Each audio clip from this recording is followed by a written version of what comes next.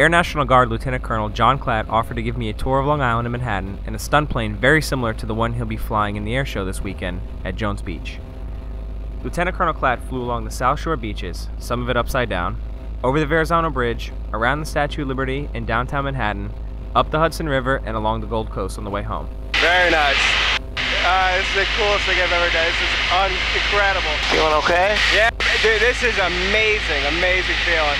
Feeling good? Yeah, man, that's cool. That is really cool. As an added daredevil bonus, he performed some of the basic maneuvers he'll do on a much more grand scale this weekend. That was awesome. That was awesome. The flight was capped off with a series of dives, rolls, and a hammerhead stall, which almost sucks the life out of you. That was amazing. Holy whoa.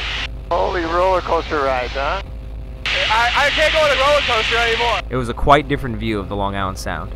You can catch Lieutenant Colonel Klatt performing at the New York Air Show at Jones Beach Saturday and Sunday from 10 a.m. to 3 p.m. All right, we're going to head her back in, all right? All right, thank you so much. That was the best thing I've ever done in my life.